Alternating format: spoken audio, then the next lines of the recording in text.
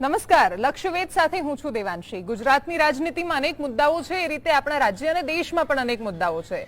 આજે રિઝર્વ બેન્કે જે રીતે રેપો રેટ વધાર્યા એના પછી સતત એવું થઈ રહ્યું છે છેલ્લા થોડા સમયથી કે જે લોકોએ ઘરનું સપનું જોઈને જેની હોમ લોન ચાલી રહી છે અને ત્યાં વ્યાજમાં સતત વધારો થઈ રહ્યો છે। સિલિન્ડરના ભાવ વધારે છે, પેટ્રોલ ડીઝલના ભાવ તો એમ પણ વધારે છે, પણ હવે સરખામણીથી જોવામાં આવે છે। આપણે એ જોઈને સંતોષ માની લઈએ છીએ કે ભાઈ રાજસ્થાનમાં તો 110 છે, એના કરતા આપણે સારું છે કે આપણે 100 ની અંદર તો છીએ, એટલે સરખામણીએ જીવન જીવાતા થઈ ગયા છે। લોકોને આ બધા મુદ્દાઓથી ખાસ લેવા દેવા નથી, પણ આનો ફાયદો રાજનેતાઓ લઈ રહ્યા છે અને એટલા જ માટે જે ચૂંટણી પહેલા મુદ્દાઓ બૂમો પાડવા જોઈએ, જેના પર વાતો થવી જોઈએ, એ કોઈ જ વિષય પર વાત કરવા કોઈ જ રાજનેતાઓ તૈયાર નથી।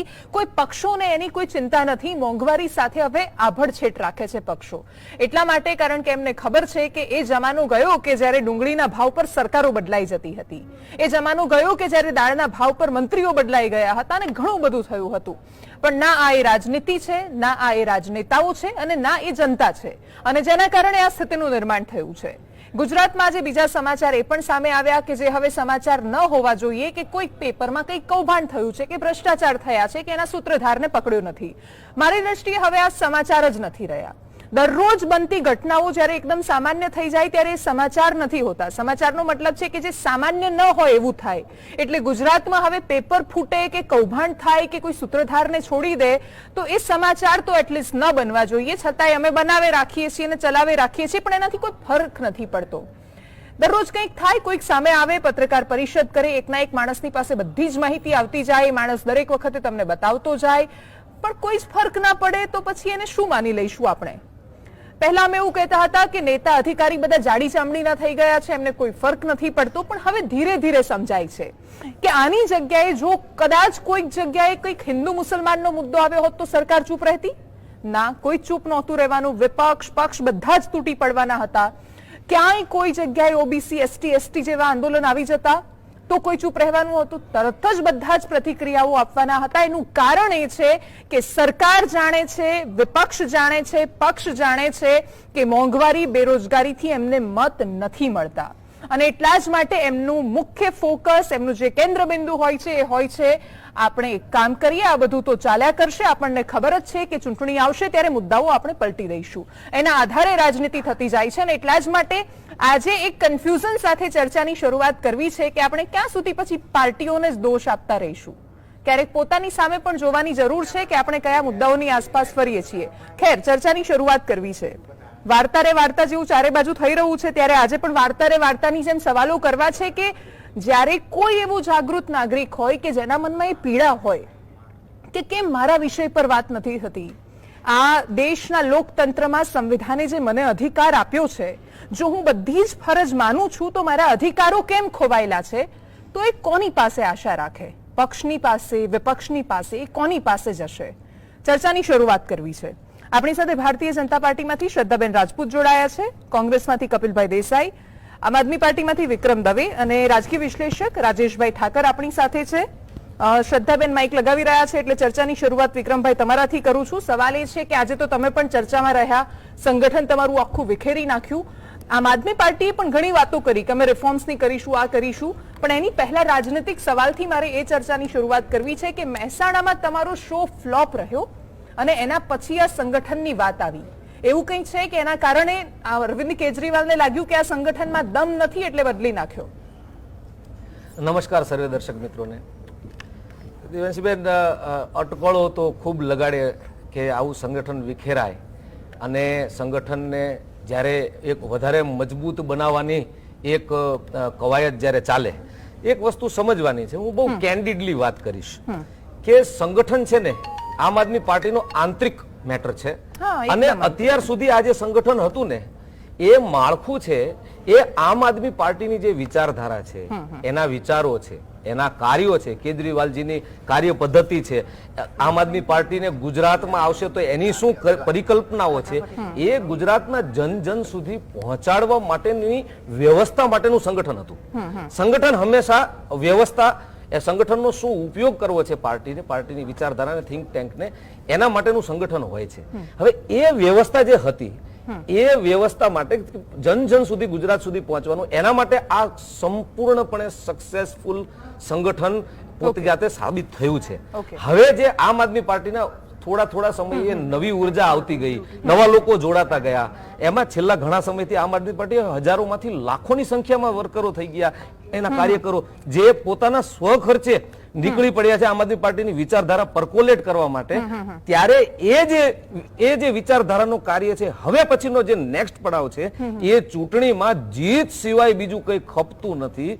અને આ ભારતીય જનતા પાર્ટીની 27 વર્ષ જૂની માફિયા જડ નાખેલી સરકારને કેમ કરીને ગુજરાતને એમાંથી રાહત આપવી, એના માટે જે આમ આદમી પાર્ટી માટે ગુજરાતની પ્રજાની આશા છે, એના માટે એક વિશાળ નવી જે ઉર્જા આવી છે એને યોગ્ય સ્થાન મળે, નવી ઉર્જા નવા કાર્યકરોને યોગ્ય કામ કરવા મળે, એના માટેનું એક વિશાળ માળખું બહુ જ ટૂંકા સમયમાં બની અને એનો હેતુ જે છે, એનું લક્ષ્ય છે, એ ચૂંટણી જીતવાનું રહેશે. ઓકે, શ્રદ્ધાબેનની પાસે જવું છે. શ્રદ્ધાબેન, કેટલાય એવા મુદ્દાઓ મેં જે રીતે પ્રસ્તાવનામાં પણ કહ્યું કે અમુક વાતો હવે દરરોજ ઘટે છે ગુજરાતમાં, કે પેપર લીક પર દરરોજ કોઈક સામે આવે છે, પત્રકાર પરિષદ કરે છે, સરકારની સામે એ સવાલ કરે છે કે આ બધા પુરાવા મેં પોલીસ અધિકારીને આપ્યા છે, સીએમઓ સુધી આપ્યા છે, કોઈ કાર્યવાહી નથી થતી, મુખ્ય સૂત્રધાર સુધી કોઈ નથી પહોંચતું, ભ્રષ્ટાચાર પર પણ દર બીજા દિવસે સવાલો થાય છે. આ બધી ઘટનાઓ સામાન્ય થઈ જાય ત્યારે સામાન્ય માણસ કે જે સરકારની પાસે અપેક્ષા રાખતો હોય છે, આવા બધા મુદ્દાઓ પર અમારે તમને સવાલ કરવાના કે નહીં?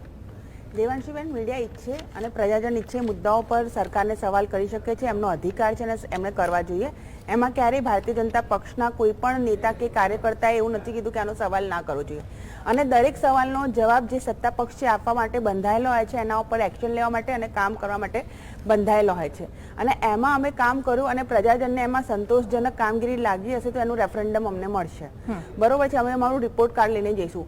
કોઈ પણ વસ્તુ એલિગેશન કોઈ બી કરે, એમાં એવું નથી કે સરકારે કશું સાંભળ્યું નથી કે એના ઉપર એક્શન નથી લીધા. જે તે સમયની અંદર કાયદાની રાહે જે પણ એક્શન લેવાના થાય છે, પોલીસ સિસ્ટમની હોય કે કાયદાના, એના બધા જ રીતે કામ કરવામાં આવ્યું છે. કોઈ સરકાર છે એ જે આટલી સારી રીતે ચાલતી હોય એ કોઈ પણ જાતનો વિખવાદ પોતાને એની અંદર ના ઈચ્છતી હોય, તો એવું ક્યાંય નથી કે કામ કરવામાં નથી આવ્યું. વખતો વખત જ્યારે આપ લોકોએ ચર્ચામાં ભારતીય જનતા પક્ષને પ્રવક્તાઓને બોલાય છે તો સરકાર અને સંગઠન તરફથી જે પણ અમારી માહિતી છે અમે અહીંયા સ્પષ્ટ મૂકી છે. પરંતુ અમુક એક ટેવ પડી ગઈ છે કે ભાઈ તમે એક પથરો નાખો અને ભાગી જાઓ, પથરો નાખો અને ભાગી જાઓ. એના મૂળ સુધી પહોંચો ને. કઈ એવી વસ્તુ છે કે જેની અંદર એ આરોપી છે કે છૂટા ફરી રહ્યા છે, એવા કોઈ એવિડન્સ છે, એવા પુરાવા છે? અને બીજી વસ્તુ એટલે મારું એટલે બેન પહેલા વારામાં આમ તો હું ટોકતી નથી, પણ વચ્ચે એટલા માટે રોકી રહી છું કે યાર તમે બીજા પાસે કેમ પુરાવા માંગો છો? સરકાર તમારી છે, એમણે આક્ષેપ કર્યો, એ પથરા ખોટા ફેંકે છે તો પકડીને જેલમાં પૂરી દો. યાર વાત પૂરી થાય. આ બધી દર બીજા દિવસે શું માથાકૂટો? આ બધી સરકાર તપાસ કરી જ રહી છે, એને જેવા એક્ટ છે. પણ કોઈ પણ આધારભૂત માહિતી, હું તો એક જ કહું છું કે એક સામાન્ય નાગરિક તરીકે મને ખબર પડે કે અહીંયા ક્રાઇમ થવાની શરૂઆત છે તો મારી એક બેઝિક જવાબદારી છે કે ત્યાંના પોલીસ સ્ટેશનમાં જઈને મારે ફરિયાદ કરવી.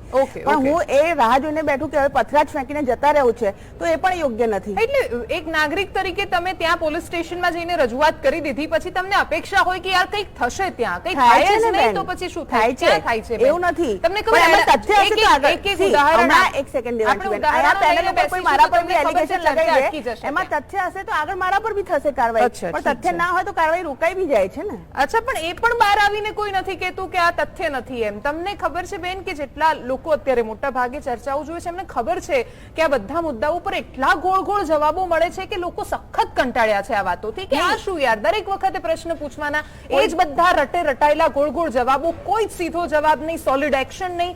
કોની વાત પર ભરોસો કરવાનો? મેં કાલે જ કહ્યું હતું કે હર્ષભાઈએ કહ્યું હતું એલઆરડી વેટિંગ 2 દિવસમાં ઓર્ડર મળશે, હજી સુધી રાહ જુએ છે. એલઆરડી વાળા લોકો એમને મળવા ગયા હતા ને હર્ષભાઈને, એ લોકો સીઆર પાટીલ સાહેબને ધન્યવાદ આપવા માટે કમલમમાં ગયા હતા ને, એ લોકોની વાતચીત ચાલી રહી છે. એમને ભરોસો છે ને સરકાર અને સંગઠન પર. એ જ કહું છું, ધન્યવાદ આપીને કોમ્યુનિકેશન ચાલુ છે. હા, એટલે એ જ કહું છું, આ કમ્યુનિકેશન ચાલુ છે. કોની વાત પર ભરોસો કરવાનો? કપિલભાઈ પાસે જવું છે. આ બધા લોકો તો એવા હતા જેમણે ધન્યવાદ પાઠવી દીધો, આભાર માની લીધો. કેટલાય લોકોએ માનતા રાખી હતી તો એ પૂરી પણ કરી નાખી અને પછી ઓર્ડર જ ન આવ્યા. એટલે દરેક વખતે આવું થાય છે. પોલીસ ગ્રેડ પે નો મુદ્દો કેટલા સમયથી અટવાયેલો છે, ક્યાં કોઈ જવાબ આપે છે? કાલે થશે. એટલે ઠીક છે, તમે બધાએ ભેગા થઈને કદાચ જનતાને મૂર્ખ સમજી રાખી હોય ને જનતા બની પણ રહી છે, એટલે એમાં કોઈ પછી આગળ આવતું નથી વાત. કપિલભાઈ, કોંગ્રેસ પક્ષમાં પણ દર બીજા દિવસે એવી વાતો સામે આવે કે કાં તો તમારા પ્રભારી બદલાઈ જવાના છે, કાં તો આ નેતા ત્યાં જવાના છે, એવું થાય પણ છે. એટલે કોંગ્રેસ પક્ષ તો કદાચ આંતરિક બાબતોમાંથી બહાર આવશે તો જનતાના મુદ્દાઓ પર વાત કરવાનું છે. કોંગ્રેસ પાર્ટી હર હંમેશા જનતાના મુદ્દા હોય મોંઘવારીનો મુદ્દો હોય, બેરોજગારીનો મુદ્દો હોય, જનતાને સ્પર્શતો કોઈ પણ મુદ્દો હોય, સડકથી લઈને સંસદ સુધી લડવાનું કામ કરતી હોય એ કોંગ્રેસ પાર્ટી છે એ જનતા જોઈ રહી છે. આજનો મુદ્દો છે આપણો 2022માં કોણ જીતશે, જનતા કે નેતા. દેવાંશી, આજની સિચ્યુએશન એ છે કે સત્તામાં બેઠેલા લોકો, આજે ગુજરાતની અંદર વાત કરીએ તો કોર્પોરેશનથી લઈને રાજ્ય સરકારથી લઈને પાર્લામેન્ટ સુધી સરકાર છે એમની, અને સરકાર મેળવ્યા બાદ એ લોકો એવું માને છે કે સરકાર અમારી આવી છે, મતલબ અમે લોકો સારું કરી રહ્યા છે. પરંતુ અંગ્રેજીમાં એક કહેવત છે, election is not for next election, election is for next generation. એટલે કે ચૂંટણી આવનારી પેઢીઓ માટેની આપણી ચૂંટણી હોવી જોઈએ. ચૂંટણીના જે મુદ્દાઓ છે એ આવનારી પેઢીઓ માટેના મુદ્દા હોવા જોઈએ. સરકારનું કામ છે આવનારી પેઢીઓ માટે કામ કરવાનું કામ છે, સરકારનું કામ હોય છે. ત્યારે માત્ર ને માત્ર ચૂંટણીના સમયે હિન્દુ, મુસ્લિમ, જાતપાત, ધર્મ, મંદિર, મસ્જિદ આ મુદ્દાઓથી લોકોનું ધ્યાન ભટકાવવાનું કામ કરતા હોય છે. ત્યાંથી તમે ખૂબ સારી વાત કરી કે ક્યાંક જનતા પણ જવાબદાર, કારણ કે પહેલાના સમયમાં એવું હતું કે પેટ્રોલ ડીઝલમાં રૂપિયો બદલે સરકાર બદલાઈ હતી, મંત્રીઓ રાજીનામા આપવા પડતા, એક રેલવેનો એક્સિડન્ટ થાય, જનતાને રિયલાઇઝ વિપક્ષ કરાવતો હતો કપિલભાઈ, પોતાનો બધો દોષ જનતા પર નાખી દેવાનો શું જનતા પર મતલબ દોષ નથી રાખતો, પણ જનતાએ પણ જાગવાની જરૂર છે કે આ લોકો ધ્યાન ભટકાવવાનું કામ કરે છે. આજે પરિસ્થિતિ એ પહોંચી પણ તમે છે કે જનતાનું આજે ધ્યાન નથી વિદેશમાં દોરી આપણી શકતા કપિલભાઈ. તમે લોકો આંતરિક સંઘર્ષમાંથી બહાર આવશો તો જનતા શું પીડાઈ રહી છે એના પર ધ્યાન જશે ને તમારું. દેવાંશી, જીએસટીવી ન્યૂઝ પણ અમારું સારું એવું કવરેજ કરે છે. Congress party, youth Congress road ઉપર ઉતરીને રસ્તા ઉપર આજે પણ લડત લડી રહી છે. બેરોજગાર યુવાનોની વાત હોય, ભરતીઓની વાત હોય, મોંઘવારીની વાત હોય, કોંગ્રેસ પાર્ટી રોડ ઉપર ઉતરીને લડી રહી છે, ખૂબ તાકાતથી લડી રહી છે અને જનતાને અહેસાસ અપાવી રહી છે. જનતા પણ હવે સમજી રહી છે કે કોંગ્રેસ પાર્ટી એ અમારી સાથે છે અને કોંગ્રેસ પાર્ટી જે એક વિકલ્પ છે ગુજરાતની અંદર હોય કે દેશની અંદર હોય. ત્યારે આજે જે પ્રકારે દેવાંશી રાજનીતિ ચાલી રહી છે, તમે જુઓ કે વિદેશમાંથી ભારત દેશને માફી માંગવા માટે પ્રેશર આપવામાં આવે, એને સરકારમાં બેઠેલા લોકોના પ્રવક્તાઓ જાય, એને 10 દિવસમાં રિયલાઇઝ થાય, એને સસ્પેન્ડ કરવા પડે. આ કઈ દિશામાં દેશને લઈ જઈ રહ્યા છે? અચ્છા રાજેશભાઈ, આજે દિશાનો સવાલ આવી જાય છે ને કે કઈ દિશામાં દેશ આપણો જઈ રહ્યો છે, શું થઈ રહ્યું છે, ત્યારે દરેક પક્ષ અને દરેક પક્ષના નેતાઓ એ રીતે આ આખી વાતને પોતાને પ્રસ્થાપિત કરતા હોય છે કે અમે જ વિકલ્પ છીએ, અમે જ સરસ છીએ, અમારા સિવાય કોઈનો ઉદ્ધાર નથી. પણ એ જનતા જે ખરેખર પીસાઈ રહી હોય, એ ખેડૂત હોય જે વીજળી માટે સંઘર્ષ કરે છે, પેલા કોન્ટ્રાક્ટ વાળા કર્મચારીઓ હોય, શિક્ષિત બેરોજગાર યુવાનો હોય, જે સામાન્ય મજૂર વર્ગ છે જેનું શોષણ વર્ષોથી થતું આવ્યું છે, આ બધા જ લોકો એક કોઈનામાં પોતાનો ઓપ્શન નથી શોધતા. એ તો પરિસ્થિતિને સ્વીકાર કરી લે છે કે યાર છૂટકો જ નથી અમારો. એટલે આપણી કમનસીબી એ છે કે દેશની દિશા નક્કી કરવાનો જે આપણી અપેક્ષા છે આપણે નેતાઓ કે રાજકીય પક્ષો ઉપર છોડી અને પ્રજા બેસી રહી છે. જ્યારે દેશની દિશા નક્કી કરવાનું એ જે મૂળભૂત કામ છે નાગરિક ફરજ તરીકે એ લોકોનું છે. તમે જે શરૂઆતમાં તમારા ઇન્ટ્રોડક્શનમાં કીધું એમ જ કે 2 રૂપિયાની ખાંડ 4 રૂપિયા થાય તો 1 લાખ લોકોનો મોરચો નીકળતો હતો. એ દેશની અંદર હવે મોંઘવારીને પણ લોકો પક્ષના સમર્થકો થઈને ડિફેન્ડ કરવા માંડ્યા છે. આ સ્થિતિ છે. લડવા માટે પણ દાખલા તરીકે પ્રજાની કોઈ સમસ્યા છે, પ્રજાની કોઈ પીડા છે, એની વેદના છે, તો લોકો એ રાજકીય પક્ષ ઉપર આધાર રાખીને બેસી જાય છે કે કોંગ્રેસ મેદાનમાં આવે કે આમ આદમી પાર્ટી વિપક્ષ તરીકે એની ફરજ નિભાવે. પણ જ્યારે કોંગ્રેસ કે આમ આદમી પાર્ટી એમના મુદ્દા લઈને રોડ ઉપર આવે તેમાં પ્રજાની ભાગીદારી કેટલી હોય છે? એક્ઝેક્ટલી. આ જે વિષય છે એ વિપક્ષને મજબૂત કરવાની જવાબદારી વિપક્ષના સંગઠનની તો છે જ, પણ સાથે સાથે જ્યારે લોકતંત્રમાં લોક ભાગીદારી હોવી જોઈએ રાજનીતિની અંદર, ત્યારે લોક ભાગીદારીનો પહેલો સિદ્ધાંત એ છે કે જે પણ મુવમેન્ટ હોય, પ્રજાલક્ષી મુવમેન્ટ હોય, પ્રજાના સત્તાના પક્ષ હોય કે સત્તાના વિરોધમાં હોય, એની અંદર રેશિયો મુજબ જેને જે નડતું હોય એ લોકોએ જે તે સમસ્યાની સાથે જે વિપક્ષ તમને પ્લેટફોર્મ આપે છે તમારો અવાજ લઈને જાય. કારણ કે તમે તો ધારાસભાની અંદર છે નહીં, તમે પ્રતિનિધિ મોકલ્યા છે 182, એ 182 પ્રતિનિધિ તમારી જે વાત ત્યાં સુધી પહોંચાડે એના માટેનું દબાણ ઊભું કરવાની જે સૌથી મોટી જવાબદારી છે એ નાગરિકોની પોતાની છે. એ જે નાગરિકતાની ચેતના છે એ ચેતના ક્યાંક ને ક્યાંક તો એમના વ્યવસાયિક પરિસ્થિતિની અંદર, કાં તો એમની સામાજિક પરિસ્થિતિમાં, કાં તો લડવા માટેની જે જુસ્સો હોવો જોઈએ, અને ક્યાં તો સ્વાર્થી પણ હોવું જોઈએ કે આ મને નથી નડતું. ખેડૂત લડે છે તો વેપારીને તકલીફ નથી, વેપારી લડે છે એ વખતે સામાન્ય પ્રજાને તકલીફ નથી, વાલીઓ લડે છે તેની અંદર બીજા લોકોને, એટલે દરેક જણ પોતપોતાની લડાઈ લડે છે. અને એના કારણે સંગઠિત જે દબાણ ઊભું થવું જોઈએ સત્તા પક્ષે એ દબાણ ઊભું નથી થતું. અને બીજી વસ્તુ એ છે કે દબાણ ઊભું નથી થતું એટલે જે આપણો વિષય છે કે કોણ જીતશે, નેતા કે જનતા, એની અંદર નેતા જીતી જાય છે. આપણે છેલ્લા 3 દાયકાની અંદર ચૂંટણીઓની અંદર રોજગારી, આરોગ્ય, શિક્ષણ આ બધાનો મુદ્દો જ ક્યાં બનવા દીધો છે? Exactly, exactly. આપણે ભાવનાત્મક મુદ્દા ઉપર, સાંપ્રદાયિક મુદ્દા ઉપર ચૂંટણી પહેલા જ કોઈક એવો વિષય ઉછાળી દેવામાં આવે કે જેના કારણે બીજા જે બેઝિક મુદ્દાઓ છે એ મુદ્દાઓ દબાઈ જાય અને જે રાજકીય ગોલ છે એ જે તે પાર્ટીનો સિદ્ધ થઈ જાય. આ જે રમત રાજકીય પક્ષો તો કરે, સ્વાભાવિક છે, કારણ કે એમને તો સત્તાલક્ષી રાજનીતિ કરવી છે, પણ એ લોકો કરે છે એની અંદર પ્રજા પણ ક્યાંક ને ક્યાંક ફસાય છે અને Exactly. ફસાય છે એટલે પીસાય છે.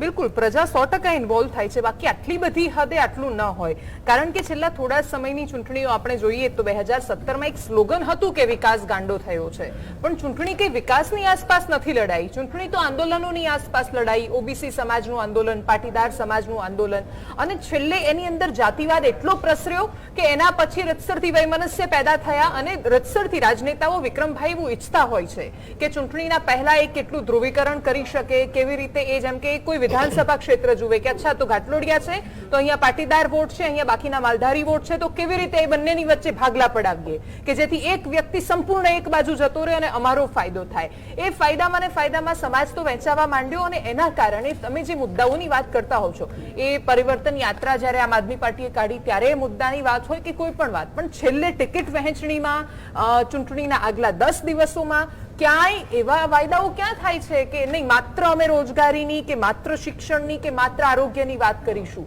ત્યારે તો ચૂંટણીમાં બની શકે એટલા ભાગલા પાડીને વોટ મેળવવાની વાતો થાય છે.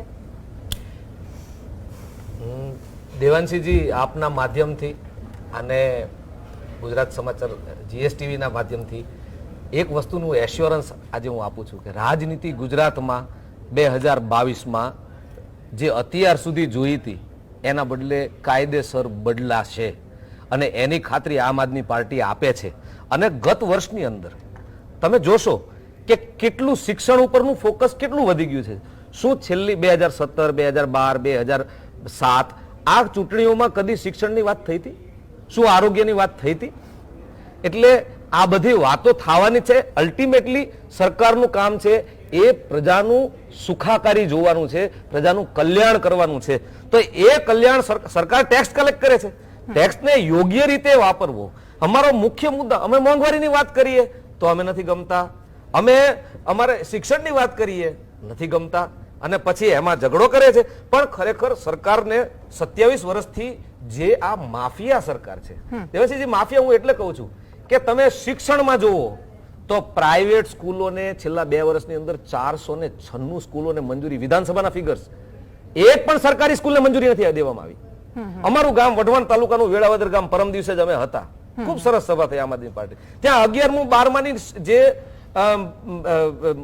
એક નિશાળ મંજૂર થયેલી છે, સરકારી નિશાળ, પણ એને છેલ્લા 6 વર્ષથી ત્યાં એ લોકોને વંચિત છે. એ લોકો તો ત્યાં શું થઈ રહ્યું છે કે પ્રાઇવેટ શાળાઓ, અને પ્રાઇવેટ શાળાના માલિક તમે જોજો ભારતીય જનતા પાર્ટીના કાર્યકરો જ હશે. ઠીક છે, એટલે ના, ના, આ એટલે માફિયા, સાવ એવું એ જ નથી. પ્રમાણે- ના, ના, એવું નથી. બધાની સહિયારી ભાગીદારી છે, એવું નથી. પણ ખાલી દેવાંશીજી, આ વાત સાથે હું સહમત હું નથી. આપને એટલા માટે practically ઉદાહરણ આપું આરોગ્ય તમને. ક્ષેત્ર પણ આ જ પરિસ્થિતિ છે. પણ પ્રેક્ટિકલી ઉદાહરણ આપું, કેવું નથી કે ખાલી ભાજપના જ લોકો આના માલિકો છે, એમાં તો સહિયારી જે બે પક્ષ હતા બંનેની સહિયારી આપને ભાગીદારી છે. તમે હમણાં આવ્યા છો, થોડા વર્ષો પછી કાં તો અમે એ ઉદાહરણ પણ જોઈશું. ને એટલે ઠીક છે, આગળ લઈ- એવી ખાતરી, કારણ કે અમે દિલ્હીમાં રાજનીતિ બદલી છે હા, હા. અને અમે યુઝ ટુ, આપનો જે પ્રશ્ન હતો, મુખ્ય પ્રશ્ન કે કોણ જીતશે, કે જનતા કે નેતા, તો ઠીક આ છે. વખતે હું આ- એશ્યોરન્સ એટલું તો ખાતરીથી કહી છે કે આ Okay. વખતે ગુજરાતની જનતા જીતશે. ઠીક છે, ઓકે. એ આમાં હું આવું, એ ચૂંટણી પહેલા દરેક વખત આવી વાતો થતી હોય છે, પણ કપિલભાઈ એમણે જે વાત કરી એની અંદર હજુ આમ આદમી પાર્ટી ગ્રો થઈ રહી છે, એટલે એમને કાઉન્ટર એટલા સવાલો હોતા નથી અમારી પાસે કે એમને શું સવાલ કરવાના. એમની તો હજુ સરકાર એક પણ વાર આવી નથી. પણ પ્રાઇવેટ સ્કૂલના માલિકોથી લઈ પ્રાઇવેટ હોસ્પિટલ્સના માલિકો, જે રીતે આશ્રમ શાળાઓથી લઈને ટ્રસ્ટની હોસ્પિટલો, જેટલી જગ્યાએ જ્યાં લૂંટ ચાલે છે ત્યાં મોટા ભાગે સહિયારી ભાગીદારી છે. કોંગ્રેસના નેતાઓની પણ એટલી જ સ્કૂલો છે, ભારતીય જનતા પાર્ટીના નેતાની પણ. બધાને વેપાર કરવાનો અધિકાર છે, પણ તમે શેનો વેપાર કરી રહ્યા છો એ તો જુઓ. તમે શું વેચી રહ્યા છો, તમે ગુજરાતને શું સ્થિતિમાં લાવી રહ્યા છો. બધાએ ભેગા થઈને આ કર્યું ને પછી ચૂંટણી આવે ત્યારે અમે અલગ એવું કોંગ્રેસ કેવી રીતે કહી શકે? જો કોંગ્રેસ પાર્ટીના કોઈ નેતાઓનું ઇન્વોલ્વમેન્ટ હોય, કોંગ્રેસ પાર્ટીના નેતાઓ ક્યાં ભ્રષ્ટાચારમાં સપડાયેલા હોય, કોંગ્રેસ પાર્ટીના નેતાએ ક્યાં ખોટું કર્યું હોય, તો દેવાંશી તમને લાગે છે ભારતીય જનતા પાર્ટીની સરકાર છોડે? એને એક દાખલો આપું કે ત્યાં લઈ લે, એમને છોડે ને, એ ત્યાં લઈ લે અને પછી શુદ્ધ કરી દે. 2014 થી લઈને 2022 સુધીની અંદર એક પણ રેડ ભારતીય જનતા પાર્ટીના નેતાના ઘરે ના ઈડીની ના સીબીઆઈની નથી પડી. આ દેશની અંદર અને આ ભારત દેશના ઇતિહાસની અંદર એક દાખલા સમાન ઘટના છે કે સત્તા પક્ષના નેતાના ઘરે એક પણ ઈડી સીબીઆઈ ઇન્કમટેક્સની રેડ નહીં પડી. બધા દૂધે ધોયેલા નથી, તમે જાણો છો, હું જાણું છું, દેશની જનતા પણ જાણે છે. ઈડીની રેડ તો સત્યેન્દ્ર જૈન પર પણ પડી છે. માત્ર રાજકીય કિન્નાખોરી માટે ઈડી સીબીઆઈ ઇન્કમટેક્સ તમામ તંત્રનો ઉપયોગ કરવામાં આવે. ઓકે, એ દેશના નેતાઓ એને દબાવવા માટે, જે ગરીબ વંચિતને એની અવાજ ઉઠાવવાનો પ્રયત્ન કરે એને દબાવવામાં આવે. દેવાંશી, તમે હમણાં વાત કરી કે LRD ના મુદ્દા છે, 2 દિવસની લોલીપોપ આપવામાં આવે, હજુ સુધી લટકે જાય છે. ગ્રેડ પે ની વાત છે, હજુ સુધી કાલ કરીશું. તમારું શું યોગદાન છે કપિલભાઈ એમાં? આ યોગદાન યુથ કોંગ્રેસ એના માટે લડી છે. હું યુથ કોંગ્રેસના આગેવાન તરીકે લડત ચલાવી રહ્યો હતો. મારી પર 5 જિલ્લાની અંદર FIR છે. LRD ના આંદોલન માટે, પોલીસ ગ્રેડ પે માટે, SRPF ને સ્થાયી કરવા માટે મારી પર સુરત, નવસારી, વલસાડ, તાપી, ડાંગ, ગુજરાતના 5 જિલ્લાની FIR કરીને મને દબાવી દેવાનો પ્રયત્ન કરવામાં આવ્યો, પરંતુ અમે દબાઈશું નહીં. કોંગ્રેસ પાર્ટી તાકાતથી લડશે. આજે 2 વિચારધારાની લડાઈ છે દેશની અંદર. દેશની અંદર એક વિચારધારા છે નફરતની, જાત પાતની જે વહેંચણી કરવાની રાજનીતિ છે, અને બીજી તરફ છે સર્વોદયના સંકલ્પ સાથે, ડેવલપમેન્ટના સંકલ્પ સાથે કામ કરવાની કોંગ્રેસ પાર્ટીની. આ વિચારધારા વચ્ચેની લડાઈ છે. અને રહી વાત આમ આદમી પાર્ટી પંજાબની સિચ્યુએશન, દેવાંશી, આપણે જોઈ છે પંજાબની અંદર 7 દિવસની અંદર 14 શોટ ડેડ જે નવયુવાનોની હત્યા જાહેર કરવામાં આવી છે. જનતા જોઈ રહી છે. આમ ભારતીય જનતા પાર્ટીના પ્રવક્તા તો છે નહીં, એ થોડું મિસકમ્યુનિકેશન આમ આદમી પાર્ટીની સામે બેસતા નથી, અને આવ્યા હતા એટલે જતા રહ્યા છે, એટલે દર્શકો ખાલી ખુરશી જોઈને સવાલ કરે છે કે ક્યાં ગયા, એટલા માટે એ પણ થોડું ક્લેરિફિકેશન જરૂરી છે. સાચા મુદ્દા પર ક્યારે નહીં બોલે. દેવાંશીજી, આમ આદમી પાર્ટીની એમની લડાઈ છે, તમે ક્યાં કૂદો છો એમાં? અમારું નામ લીધું છે એટલે લેટ મી ક્લેરિફાય.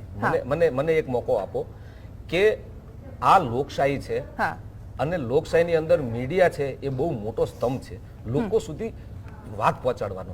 અને આમ આદમી પાર્ટી છે એનો કોઈ ધારાસભ્ય તો છે નહીં. અમે તો એક સાધારણ માણસનો અવાજ છે, ગુજરાતીનો અવાજ છે. હવે એ અવાજમાં અમે પ્રશ્ન પૂછીએ. અમારા પ્રશ્ન શિક્ષણના જ હોય છે, અમારા પ્રશ્ન મોંઘવારી. અમારે ભારતીય જનતા પાર્ટી કોંગ્રેસ હારે વાંધો જ નથી કઈ. અમારે તો ગુજરાત, એક આમ ગુજરાતીનું જીવન સ્તર કઈ રીતે ઊંચું આવે એના માટે જનરલી અમે ધ્યાન દોરી દેતા હોઈએ છીએ. આજે રહી ગયું હશે એટલે એમાં ને એમાં બધું થયું ને, એટલે એ ચર્ચામાં આવ્યા હતા એટલે પછી આવીને જતા રહ્યા, કેમ કે આમ આદમી પાર્ટીના નેતા બેઠેલા છે. આવું જનરલી થતું નથી. અમે પહેલેથી જણાવી દેતા હોઈએ કે 27 વર્ષથી રાજ કરતા હોય એને આટલો બધો અમારો ભય લાગે છે. નહીં, એટલે અમારી આભડછેટ છે. શું નવું લાવવા માંગે છે ભારતીય જનતા પાર્ટી? મારો પ્રશ્ન એ પૂછવો છે કે અમારી આભડછેટ છે. ઓકે, રાજેશભાઈ, હું ફરીથી આવી જાઉં. આમાં એવું છે કે કેટલાય લોકો એવું પૂછતા હતા કે તમે કેમ ભાજપના નેતાને બતાવવાનું બંધ કરી દીધું? તો અમે બંધ નથી કર્યું, એ ઉભા થઈને ગયા છે. એનું કારણ કે એમનું સ્ટેન્ડ એવું છે કે એ આમ આદમી પાર્ટીની સામે નથી બેસતા ચર્ચામાં. હવે આવી ગયા છે એટલે ચર્ચા તો આપણે કરવી પડશે. એ નથી તો એ આપણી સાથે હવે નહીં જોડાયેલા હોય. રાજેશભાઈ, જે લોકો દરરોજ ડિબેટ જોતા હોય ત્યારે એ લોકો હંમેશા એમનું ઓબ્ઝર્વેશન હોય છે કે મોટા ભાગે લગભગ પક્ષોના મોટા ભાગના નેતાઓને આપણે સવાલ કોઈ પણ પૂછીએ એમનો જવાબ તો એ જ હોય છે જે નક્કી કરીને આવે છે, અને દરરોજ પાછા એકના એક જવાબો હોય છે. જે લોકો દરરોજ જુએ છે હવે કંટાળી પણ જાય છે કે યાર આ શું, તમને ગમે તે સવાલ પૂછીએ તમે એ જ કહો છો જે તમારે કહેવાનું હોય છે. આમાંથી જે ચર્ચા છે એમાં તો ખાલી જવાબ આપવાનો છે, એના આધારે નિર્ણય પણ નથી લેતા એ લોકો. છતાં પણ એકની એક વાતોનું પુનરાવર્તન, એ જ બધી વાતો જનતા ભાષણોમાં કેવી રીતે સહન કરી લે છે આ લોકોને? એટલે બિલકુલ સાચી વાત છે કે આપણે ચર્ચાના વિષયમાં જ્યારે ગુજરાતના શિક્ષણનો પ્રશ્ન ઉઠાવીએ એટલે આપણને સીધા દિલ્હી લઈ જશે કાં તો રાજસ્થાન લઈ જશે. મોંઘવારીની વાત આવે તો 100 રૂપિયાના એના પેટ્રોલથી સીધું મહારાષ્ટ્રનું 120 રૂપિયાનું પેટ્રોલ બતાવશે. પણ જે તે પાર્ટી હોય, મહારાષ્ટ્રમાં દાખલા તરીકે કોંગ્રેસ છે તો વિપક્ષમાં ત્યાં ભાજપ છે, ત્યાં એમનો હિસાબ કરી લેશે. આપણે જ્યારે ગુજરાતમાં બેઠા છે ને ગુજરાતની નાગરિક સુવિધાઓની ને સગવડોની વાત કરતા હોઈએ ત્યારે ગુજરાતના પરિપ્રેક્ષમાં એ ચર્ચા થવી જોઈએ, પહેલી વાત.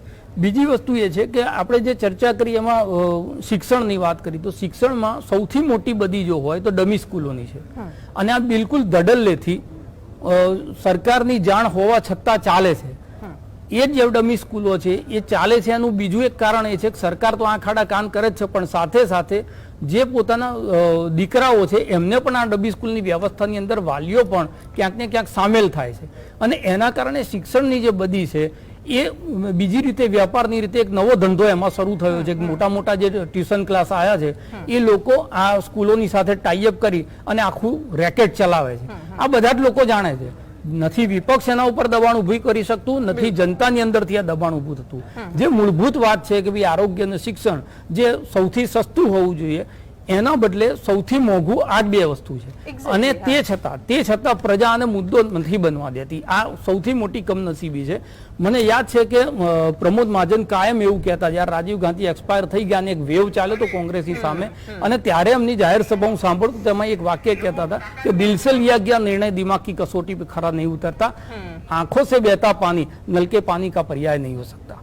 એટલે તમે એક ભાવનાત્મક મુદ્દા ઉપર તમારો એક મત આપી દો છો, પછી 5 વર્ષ સુધી તમારે સહન કરવું પડે છે. તમે એક વખત કોકના આંખના આંસુ જોઈને કે ઇમોશનલ વાત કરીને કે કોઈક ધાર્મિક મુદ્દા ઉપર ઉશ્કેરાઈને તમારું લોહીનું દબાણ વધારી અને મતપેટીમાં જઈ અને તમારો નિર્ણય જાહેર કરી દો છો, પછી 5 વર્ષ સુધી તમારી આંખના આંસુ સુકાતા નથી કારણ કે તમારા નળમાં પાણી નથી આવતું. Exactly. તો પ્રજાએ સૌથી પહેલા લોકતંત્ર એ લોકો માટે, લોકો વડે ને લોકો થકી ચાલતું તંત્ર છે જેની અંદર લોકોની તો ભાગીદારી જ નથી. અને એટલા માટે જ આપણે રાજકીય પક્ષોને કાયમ કોસતા આવીએ છીએ, પણ એ લોકો તો એમ કહે છે કે અમે 27 વર્ષથી અમને તો મેન્ડેટ મળે છે તો અમે કંઈક સારું કરતા આવીશું તો જ અમને મેન્ડેટ આપતા હશે ને. એનો મતલબ એ થયો કે જે 22 રૂપિયાનું પેટ્રોલ હતું 27 વર્ષ પહેલા એ 100 રૂપિયા થયું તો એને શ્રેષ્ઠ ગણીને લોકો મત આપે છે. આ એક પ્રકારની દલીલ થાય છે કે જો જીતાવો સિકંદર. હા, એક્ઝેક્ટલી દરેક વખતે જવાબ આ જ હોય છે. હાલ વિરામનો સમય થયો છે, રોકાઈ રહી છું. ભારતીય જનતા પાર્ટી અને આમ આદમી પાર્ટી અંદરો અંદર આ પ્રવક્તા વાળો પ્રશ્ન ખરેખર સુલઝાવી દેવાની જરૂર છે, કેમ કે ક્યારેક અમારા તરફથી કહેવાનું રહી જાય તો બહુ લોચા પડે છે, પછી ચાલુ ડિબેટમાં ઉભા થઈને જાય છે. હાલ વિરામનો સમય થયો છે, લક્ષવેધમાં વિરામ માટે રોકાઈશું, ચર્ચા યથાવત રહેશે.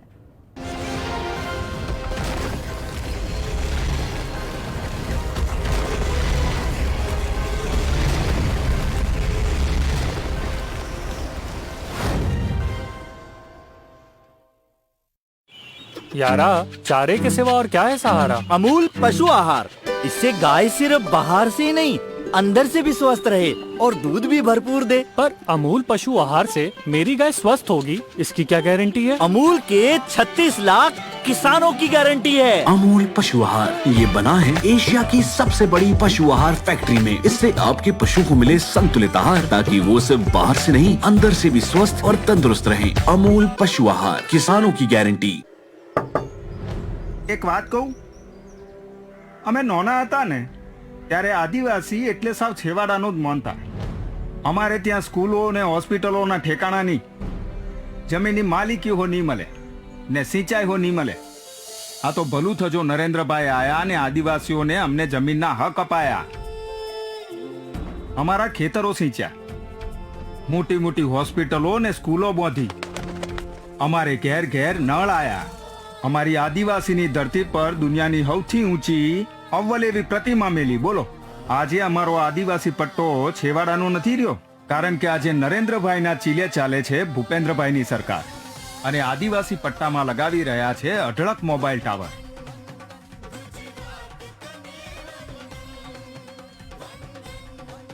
વંદે વિકાસ, વંદે ગુજરાત.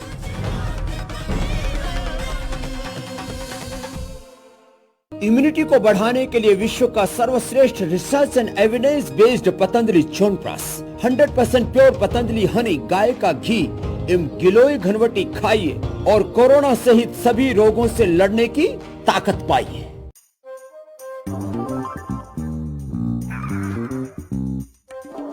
તમે પૂર્ણ રીતે સ્વસ્થ રહેવા માંગો છો કે થોડા ઓછા? પૂરી રીતે. તો ખરીદતા સમયે પૂર્ણ રીતે જુઓ ને +F નું નિશાન. +F? રોજના ખાવામાં ઘણા પૌષ્ટિક તત્વોની કમી રહી જ જાય છે, જેની અસર આપણા શરીર, મગજ અને તેના કારણે અભ્યાસ, પ્રગતિ, કામકાજ બધા પર પડે છે, તમારા પર પણ. આટલું ખાઉં છું તોય કમી? સંપૂર્ણ પોષણની. એટલે જ લોટ, ચોખા, મીઠું, તેલ અને દૂધ ખરીદતા સમયે ઉત્પાદન પર +F ના નિશાનનું ધ્યાન રાખો. એમાં વિટામિન્સ અને આયરન જેવા તત્વો નિયમિત અને બારીક માત્રામાં ઉમેરવામાં આવે છે, એટલે જ દેખાવ, રાંધવાની રીત અને સ્વાદમાં કોઈ ફરક જ નહીં. જો કોઈ ફરક જ નથી તો નાખો છો શા માટે? ફક્ત એક વસ્તુ પર બહુ જ ફરક પડે છે, સ્વાસ્થ્ય પર. સંપૂર્ણ પોષણ, સ્વસ્થ જીવન. આજથી જ +F માર્કના પદાર્થ અપનાવો. हेडलाइंस प्रेजेंटेड बाय पतंजलि दंत कांति, करोड़ों देशवासियों का भरोसेमंद हर्बल टूथपेस्ट।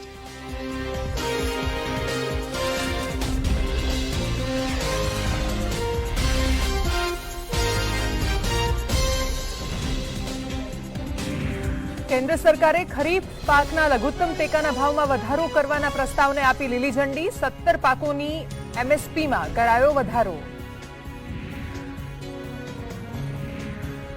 મોંઘવારીના માર વચ્ચે આરબીઆઈએ વ્યાજદરમાં 0.5% કર્યો વધારો. લોન થશે વધુ મોંઘી. મધ્યમ વર્ગ પર વધશે મોંઘવારીનો બોજ. ગુજરાત એટીએસની તપાસમાં સરકારી તંત્ર સુધી પહોંચ્યા ડ્રગ્સ કાંડના તાર. સૌરાષ્ટ્રની એક મહિલા મામલતદાર ડ્રગ્સ મેળવતી હોવાનો ખુલાસો. અલકાયદાની ધમકીના પગલે ગુજરાતમાં એલર્ટ. રાજસ્થાનને જોડતી બોર્ડર પર પોલીસ દ્વારા સઘન ચેકિંગ.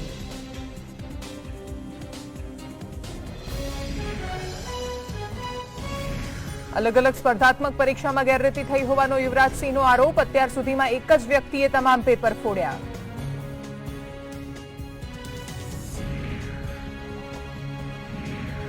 રિક્ષા ભાડામાં પ્રતિ કિલોમીટરે 2 રૂપિયાનો વધારો. નવા નિર્ણયથી 13ના બદલે 15 રૂપિયા ચૂકવવું પડશે રિક્ષાનું ભાડું.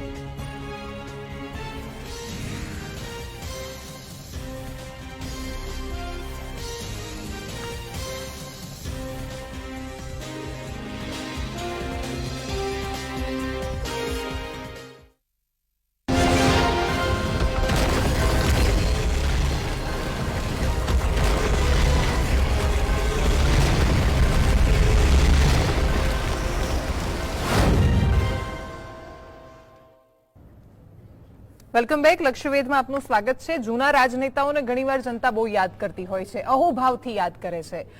એવા જ એક વાજપેયી છે, એમની એક વાત મને યાદ આવી ચર્ચા દરમિયાન કે કહેતા, कौन कौरव कौन पांडव टेढ़ा सवाल है, दोनों ओर शकुनी का फैला कुटजाल है, बिना कृष्ण के अब महाभारत होना है, राजा कोई भी बने रंक को तो सिर्फ रोना है. અને આ જ સવાલ પર વાત દરેક વખતે આવીને અટકી જાય છે વિક્રમભાઈ કે દાવાઓ તો બધા જ કરે છે, બહુ જ સારા સારા કરે છે. દરેક પાર્ટીની જાણે એક ઓળખ બની જાય કે કોઈ આઝાદી સમયના આંદોલનની ને સંઘર્ષની વાત કરશે તો બધાને લાગશે અરે આ તો કોંગ્રેસી વાતો કરે છે. કોઈક હિન્દુની, હિન્દુત્વની, રાષ્ટ્રવાદની વાતો કરશે તો એવું લાગે કે રાષ્ટ્રવાદનો ઠેકો એક જ પક્ષની પાસે છે, તો એવું લાગે કે ભારતીય જનતા પાર્ટીની વાતો કરશે. કોઈક અચાનક જ આમ આખા દિવસમાં ભલે ગમે તે કામ કર્યા હોય પણ પછી આવીને એ સ્કૂલ્સની ને પછી સરકારી હોસ્પિટલની એ બધી વાતો કરવા માંડે તો લાગે કે આ આમ આદમી પાર્ટી વાળા લાગે છે. પણ અંતે તો એ જ સાબિત થાય છે કે આઝાદીનો ઠેકો ના કોંગ્રેસે લીધો હતો, ના રાષ્ટ્રવાદનો ભારતીય જનતા પાર્ટીએ, કે ના સ્કૂલ અને હોસ્પિટલનો આમ આદમી પાર્ટીએ. બધા વાતો કરો છો પણ એના પર જે બધા ત્રણેય બહુ જરૂરી મુદ્દાઓ છે, તમે લોકો સાબિત કેવી રીતે કરશો કે તમે કટિબદ્ધ છો તમારી વાતો માટે? દેવાંશીજી, તમે ખૂબ બહુ સરસ વાત કરી છે. મારે આમાં ચોખવટ એટલી જ કરવી છે કે કોઈ પણ કાર્ય છે એનું રિઝલ્ટ શું આવે, એનું પરિણામ શું લાવી શકે છે, એ પરિણામ ઉપર જ વાત કરી શકાય. એના પેરામીટર્સ હોય.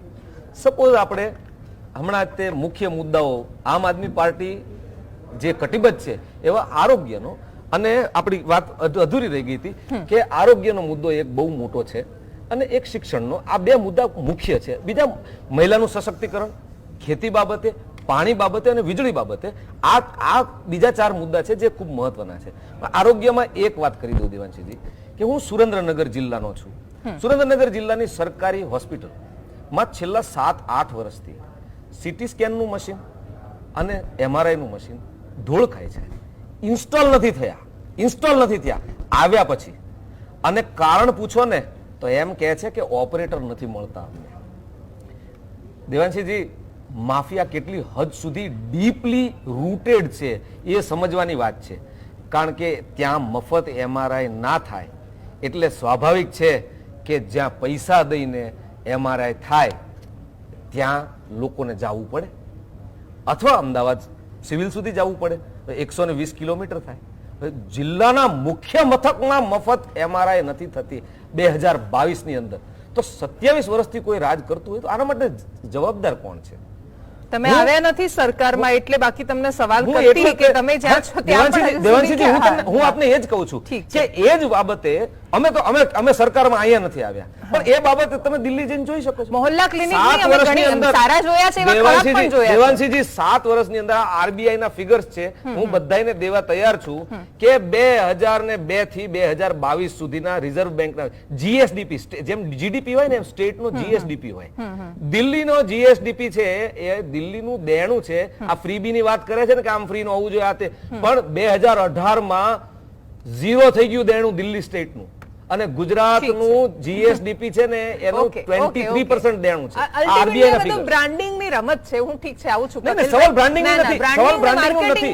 પૈસા છે, ભ્રષ્ટાચાર રોકશો તો પૈસા છે જ. બ્રાન્ડિંગ અને માર્કેટિંગમાં તો આમ આદમી પાર્ટી ભારતીય જનતા પાર્ટીને ખાઈ જાય એટલી ઝડપથી એ બધું કામ કરે છે. એ અમુક તો વાસ્તવિકતા છે. સત્ય છે તો બહાર નીકળવાનું જ છે ને દેવાંશી. અચ્છા, હવે સત્ય કયું? આરબીઆઈ ના ફિગર્સ તો ખોટા નથી.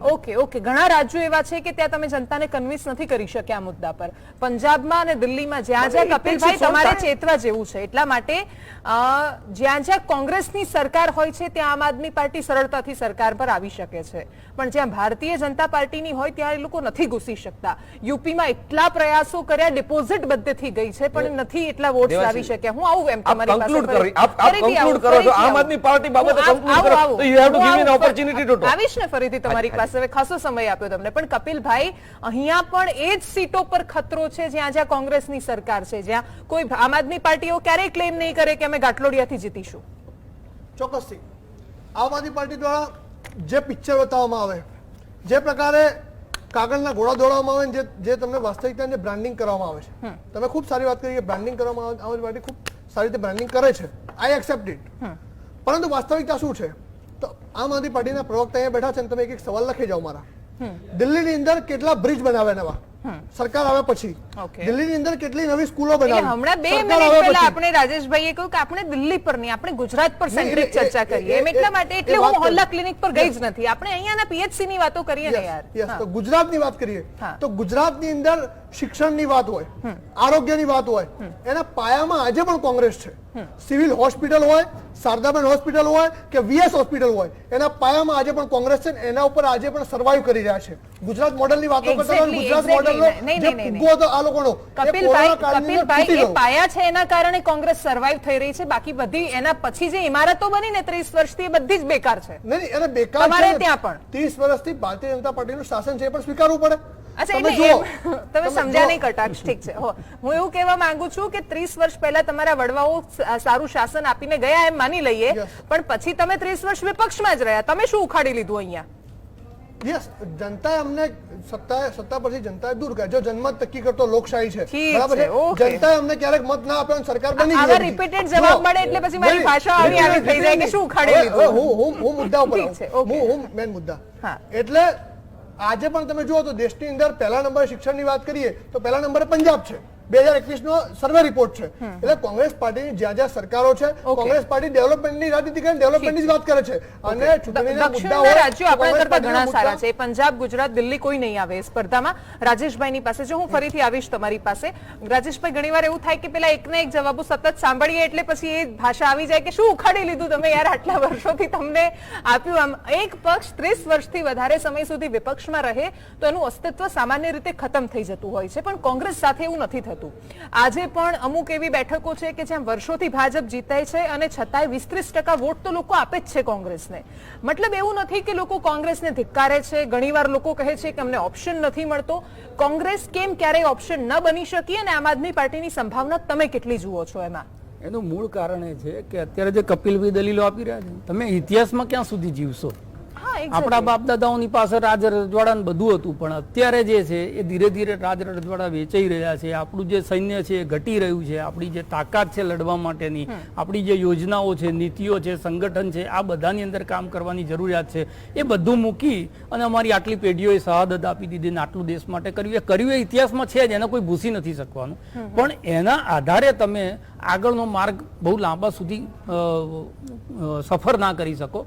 બીજી વસ્તુ એ છે કે તમે વિકલ્પ એટલા જ માટે નથી થઈ શક્યા કે તમે તમારી વાતો જે હતી એ કર્યા કરી, પણ જે નવી વાતો ભારતીય જનતા પાર્ટી કરતી હતી અને એનો જે એજન્ડા હતો એ એજન્ડાની ટ્રેપમાં તમે પણ ક્યાંક ને ક્યાંક ફસાયા છો.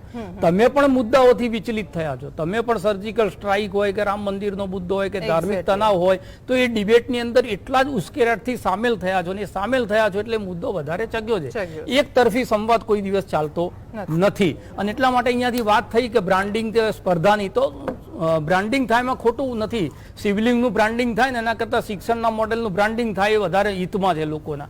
એટલે કોઈ પણ માણસ પ્રચાર કરતો હોય, કદાચ દિલ્હીની અંદર 8 વર્ષમાં 20% કામ થયું હશે ને એ લોકો 100% બતાવતા હશે, તો 27 વર્ષની અંદર આપણે એટલી તો અપેક્ષા રાખીએ કે અહીંયા 80% કામ થયું હોય, અને એનું જે પ્રત્યક્ષ પ્રમાણની જરૂર નથી હોતી.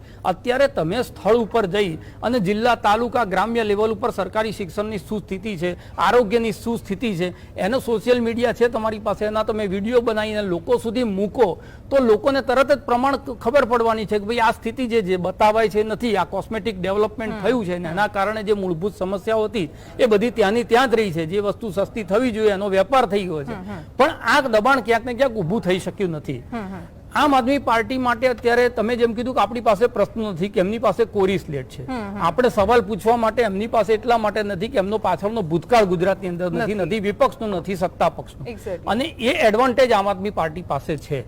બીજી વસ્તુ એ છે કે હું કાયમ કહેતો આવ્યો છું કે આમ આદમી પાર્ટી 2022 કે 2024ના વર્ષની અંદર ભારતીય જનતા પાર્ટીના વિકલ્પ થવાના બદલે કોંગ્રેસનો વિકલ્પ થવાની તૈયારીની અંદર છે, અને એટલા જ માટે કોંગ્રેસે ચેતવાની જરૂર છે કે તમે જ્યાં વિપક્ષની ભૂમિકામાં છો, જ્યાં સત્તા પક્ષે હતા ત્યાં 0 થઈ ગયા દિલ્હી, પંજાબમાં, અહીંયા મુખ્ય વિપક્ષની જવાબદારીમાં છો, ત્યાં મુખ્ય વિપક્ષના બદલે ત્રીજા ક્રમે જો જતા રહેશો તો તમે તમારા ઇતિહાસને પછી તમારે ચોપડીઓમાં શોધવાનું રહેશે. અને એટલે આમ આદમી પાર્ટીએ પણ એમનું જે શિક્ષણનું મોડેલ છે કે એમનું જે આરોગ્યનું મોડેલ છે એના ઉપર પણ સવાલો છે. એની અંદર પણ જે કામ થયું, જે એમણે પ્રયત્ન કર્યો છે કે આખો વિષય જે છે ચર્ચાનો એ શિક્ષણ ને આરોગ્ય થાય એ સારું છે કે એના કારણે ક્યાંક ને ક્યાંક એ ચર્ચામાં તો આવ્યું ને, અત્યાર સુધી ક્યારેય ચર્ચામાં જ નહોતું આવ્યું. પણ એની સામે જે પ્રશ્નો છે, પ્રશ્નોનું સમાધાન પણ એમને લોકોને આપવું પડશે. બીજી વસ્તુ એ છે કે જે આત્મવિશ્વાસ ગુજરાતની પ્રજાનો એક તો જતો રહ્યો છે કે ભારતીય જનતા પાર્ટી હારી શકે. આજે કારણ કે અમને કોઈ માનતું જ નથી, આત્મવિશ્વાસ છે એની અંદર તમારી અંદર વિશ્વાસ પેદા કરવા માટે એક બહુ મોટો સંઘર્ષ તમારે કરવો પડે, ને એ સંઘર્ષ માત્ર સોશિયલ મીડિયા, ટીવી ડિબેટોથી ના થાય. એ જન સુધી તમારે પહોંચવું પડે, ને તમારી જે વાત છે એ એમના ગળે ઉતારવી પડે. હા, એક્ઝેક્ટલી. એમ કે સંગઠનની વાત આવી, કારણ કે આમાં એ જ વસ્તુ છે વિક્રમભાઈ કે આમ આદમી પાર્ટી સોશિયલ મીડિયાની પાર્ટી ગણાય છે અત્યારે, કે તમે સોશિયલ મીડિયા પર ઘણી વાતો કરો છો, માહોલ ઉભો થઈ જાય છે. ગાંધીનગરમાં તો જાણે કોર્પોરેશન જ તમે જીતી લેવાના હતા, એ પ્રકારનો માહોલ ઉભો થયો. પણ એના ચક્કરમાં જે વર્ષોથી કોંગ્રેસ જીતતી આવી હતી એ પણ ન જીતી શકી, અને પહેલીવાર મહાનગરપાલિકા બન્યા પછી ભારતીય જનતા પાર્ટીને બહુમતી કરી. તમને એટલા માટે લોકો ઘણીવાર બી ટીમ કહે છે, કારણ કે તમારી એન્ટ્રીથી અલ્ટિમેટ ફાયદો ભારતીય જનતા પાર્ટીને ટેમ્પરરી તો થતો જ હોય છે. એના પછીના ઇલેક્શનમાં ભલે તમે એમની સામે પડો, પણ જે તે સમયે ફાયદો ભારતીય જનતા પાર્ટીને થાય છે. હવે ગુજરાતમાં કેમ ભારતીય જનતા પાર્ટી લોકો અજય માને છે એનો સવાલ એટલે છે કારણ કે આપણે ત્યાં રાજનીતિમાં એવું થયું કે પહેલા 5 વર્ષે પાઇપલાઇન નાખી, બીજા 5 વર્ષે નળ આવ્યો, પછી ચૂંટણી આવે ત્યારે પાણી આવ્યું. પણ પાણી તો આવ્યું છે. તમે અમદાવાદથી ગાંધીનગર આવશો, સડસડાટ તમે 25 મિનિટમાં આવી જાવ છો, બ્રિજ બન્યા છે. તમે અર્બન પાર્ટી ગણાવ છો, તમારી સીધી લડાઈ ભારતીય જનતા પાર્ટીની સામે છે. અહીંયાના લોકો કન્વિન્સ છે એમની વાતોથી, એમને દેખાય છે વિકાસ, દેખીતા વિકાસ પર એ લોકો વિશ્વાસ માને છે. તો એ લોકો શું કામ પછી તમે જે અર્બન પાર્ટી બનીને આવો છો એ તમારા પર ભરોસો કરે? દેવાંશીજી, આપે 3-4 વસ્તુ કીધી. હું એ બાબતે ક્લેરિફિકેશન આપું કે આમ આદમી પાર્ટી સૌથી પહેલા તો 20 દિવસની અંદર 6 પરિવર્તન યાત્રાઓ 182 કોન્સ્ટિટ્યુઅન્સી થ્રુ નીકળી, અને પરિવર્તન યાત્રા થઈ.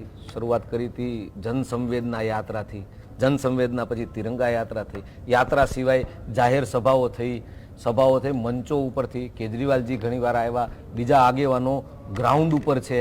ગ્રાઉન્ડ ઉપર હોવાથી અમારે ખાટલા બેઠકો છે, વિલેજ બેઠકો, ગામડું, અમારું ગામડુંની બેઠકો છે. આ બધા કાર્યો સતત ચાલી રહ્યા છે. તમારું ફોકસ ગામડા પર છે કે શહેર પર છે? અમારું ફોકસ ગુજરાતની પ્રજા ઉપર છે. અત્યાર સુધીનું અમારું ફોકસ હતું એ અમારી જે વાત છે. જો દેવાંશીજી, બહુ સૂક્ષ્મ વાત કરું કે એક મેજર ચેન્જ 2022માં થયો છે કે છેલ્લા 30 વર્ષથી ગુજરાતમાં 18 થી 30 વર્ષના છોકરાઓની ફર્સ્ટ ચોઇસ છે ને ભારતીય જનતા પાર્ટી હતી. આજની તારીખે 18 થી 30 વર્ષના મેજોરિટી 50 થી ઉપર ટકા ની ફર્સ્ટ ચોઇસ છે ને આમ આદમી પાર્ટી છે. This is a massive change. 3 decade નો મોટો ચેન્જ આવી રહ્યો છે. આ સમજવાની જરૂર છે. સાહેબે પંજાબની વાત કરી, જ્યારે પંજાબ સોંપાણું ને ત્યારે આખા હિન્દુસ્તાનમાં સૌથી મોટું દેણું 53% જીએસડીપી નું પંજાબનું હતું. આ 2022 ની શરૂઆતમાં. એટલે this is for the information. બાકી વાત રહી, ઠીક છે, પંજાબ પર બાકી ચર્ચા આપણે આપણે વાત કરી અલગથી દેવાંશીજી, રાખીશું. દેવાંશીજી, આપણે વાત કરી કે તમે અર્બન ઠીક, પાર્ટી હા. છો અથવા લોકો અર્બન એરિયાઝમાં લોકો એમ કે છે કે એમને બ્રિજ દેખાય છે, એમને જે દેવાંશીજી, વાસ્તવિક વિકાસ જે દેખાય છે ઇન્ડિયામાં અમદાવાદમાં મેટ્રો છે. હા, બની જ રહી છે. હમણાં મેં હવે તમને બની રહી છે કહ્યું ને. ને, 5-5 વર્ષે, 5-5 દિલ્હીમાં કેટલા વર્ષે સમયથી કેવું મેટ્રો છે છે? હૈદરાબાદમાં કેટલા સમયથી શીલા મેટ્રો છે? દીક્ષિતના નહીં, નહીં, સમયની નહીં, મેટ્રો હું છે એમ નથી યાર. કહેતો, હું એનો જસ નથી લેતો. મારે Okay. એક વાત સમજો Okay. કે હૈદરાબાદમાં મેટ્રો નથી, પણ બેંગ્લોરમાં મેટ્રો અમદાવાદ નથી, થોડું અમદાવાદમાં દિલ્હી છે નથી. ભાઈ. અમદાવાદના ચીફ મિનિસ્ટર કોણ અમદાવાદના હતા? અમદાવાદના ચીફ મિનિસ્ટર કોણ હતા? તો તમે મેટ્રોની ડેવલપમેન્ટની વાત કરતા હોય તો હૈદરાબાદમાં મેટ્રો છે, બેંગ્લોરમાં મેટ્રો છે, ચેન્નઈમાં મેટ્રો છે, અમદાવાદમાં નથી. Okay, so we got to understand કે Okay. જે વસ્તુ આખા ઇન્ડિયામાં ડેવલપમેન્ટ થયું છે, આ એક જગ્યાએ નથી થયું Okay. પૈસા વાપરવાથી. આમ આદમી પાર્ટીની ખાસિયત એ છે કે મધ્યમ વર્ગ અને લોઅર વર્ગને જે અત્યારે ભયંકર મોંઘવારી નડે છે, મોંઘવારીમાં શું પેરામીટર શું હોય મોંઘવારીના? એક તો એક બાપને પોતાના છોકરાને એની હેસિયત કરતા વધારે સારી જગ્યાએ ભણાવવાનો શોખ. આ પહેલી વાત. છોકરાની ફી એ મોંઘવારીમાં સૌથી વધારે નડે. બીજું શું નડે? Diesel, petrol. ત્રીજું શું નડે? ઇલેક્ટ્રિકનું બિલ. ચોથું શું નડે? આરોગ્ય બાબતે ખર્ચા જે અચાનક આવે, આ બધું મોંઘવારીમાં. અને એ સિવાય ફૂડ. ઠીક છે, ઠીક છે. હવે નહીં, Devanshi, let me please finish conclude. I will conclude in 30 થોડા જલ્દી, કેમ કે તમે સૌથી વધારે ટાઈમ લઈ રહ્યા છો 30 ડિબેટમાં, સેકન્ડ. એટલે હા. તો આ મોંઘવારીની બાબત જ્યારે આવે દેવાંશીજી, ત્યારે એને શિલ્ડ કરવાનું એક સ્ટેટ ગવર્મેન્ટ, કેન્દ્ર સરકારની કોઈ મોંઘવારીની ભૂલો હોય અથવા જે કંઈ હોય તો શિલ્ડ કરવાનું કામ કેજરીવાલ સરકારે કર્યું છે. મધ્યમ વર્ગની કમર ન તૂટે એટલે એની છોકરાઓની ફીસ હોય કે 200 યુનિટ સુધી, નાનો માણસ હોય એટલે 200 યુનિટ ઠીક કન્ઝ્યુમ છે. કરે એના પર ત્યાં સુધીનું free. ઓકે, પણ રાજેશભાઈ પછી એના પર મફતનો ટેગ લાગી જાય છે. સામે પ્રશ્ન એ છે અને કે આપણે દેણું ત્યાં ઘટ્યું છે. હમણાં જ નિયમ દેણું ઘટ્યું, આવ્યો. ઝીરો થઈ ગયું છે. આરબીઆઈ કે છે. વિક્રમભાઈ, હવે તો આગળ લઈ જવા દો ચર્ચાને. આમાં સવાલ એ છે કે મફતનો ટેગ એટલા માટે, પણ સામે એક પ્રશ્ન ઉભો થાય કે હમણાં જ આપણે ગુજરાતમાં નવો નિયમ આવ્યો કે 10,000 થી તમારે વધારે આવક હોય તો તમારું રાશન કાર્ડ બંધ થઈ જાય છે. અમુક વીઘા જમીન હોય તો પણ તમારું રાશન કાર્ડ, તમને એના કોઈ જ અધિકારો નહીં મળે. સામે લાખોની આવક હોય નેતાઓને, પણ એમને બધું જ મફતનું ચાલે છે. એ મફત પર કેમ ક્યારે કોઈ સવાલ નથી કરતું? એ મફત પર સવાલ નથી થતું. જો ઉદ્યોગપતિઓની જે એક્સાઇઝ ડ્યુટી આપણે માફ કરી દઈએ છીએ કરોડ રૂપિયામાં, Exactly. એનપીએસ થયા હોય જેમાં વન ટાઈમ સેટલમેન્ટના નામે, અને હવે એક નવી પદ્ધતિ આવી છે એટીઆરની એની, એ પદ્ધતિના કારણે જે વેવ કરી દેવામાં આવે છે બહુ મોટી લોનો, એના ઉપર કોઈ સવાલ નથી કરતું. એટલે એક વેલફેર મોડલ છે, પણ જો એ મોડલ એના રાજકીય ખાદ વધાર્યા વગર દાખલા તરીકે કોઈ ચલાવી શકતો હોય, એને ભ્રષ્ટાચારને કંટ્રોલ કરીને કરી હોય, બીજી આવકો વધારીને હોય, કે જે ફાઇનાન્શિયલ મેનેજમેન્ટ છે એમાં ડિસિપ્લિન કરીને હોય, તો એ ખોટું નથી. પણ દિલ્હી એક સિટી સ્ટેટ છે. આ જે વેલફેર મોડલ છે એ દિલ્હીમાં સક્સેસ થયું છે, પણ એ ગુજરાતમાં શું સક્સેસ થાય, આ એક મોટો પ્રશ્ન છે. અને એટલા માટે બીજી વસ્તુ એ છે કે એ આપણે ના કરી શકીએ, ચાલે, પણ જે પ્રાઇવેટ સ્કૂલો છે સાહેબ, એટલું તો કહો છો ને. સક્સેસ છે, હું કહું છું તો કે 8 વર્ષથી ચલાઈ રહ્યા છે હજી પણ તમે વીજળીને શિક્ષણ ત્યાં આગળ મફત આપો છો, યુનિફોર્મ પણ મફત આપો છો ને પુસ્તકો મફત આપો છો. યુનિફોર્મ પુસ્તક અહીંયા મળે છે હા ગુજરાતમાં પણ. હા, ઠીક છે. શિક્ષણ એ વસ્તુ સાચી છે, પણ એ ગુજરાતના પરિપ્રેક્ષમાં કેટલું. પણ હું એટલું સમજુ કે તમે ચલો મફત ના આપી શકો, પણ જે પ્રાઇવેટ સ્કૂલોની મનમાની છે એના ઉપર તો કંટ્રોલ કરી શકો. તમે એફઆરસી ના નામે જે નાટક કરો છો, છેલ્લે સ્કૂલ સંચાલકોની સાથે બેસીને એમને કોર્ટ સુધી વાલીઓને દોડાઈ અને છેવટે મેળા પેપણાની અંદર ફી વધારવા માટેની મંજૂરી આપી દો છો, તો એને તો તમે ક્યાંક ને ક્યાંક કંટ્રોલ કરી શકો.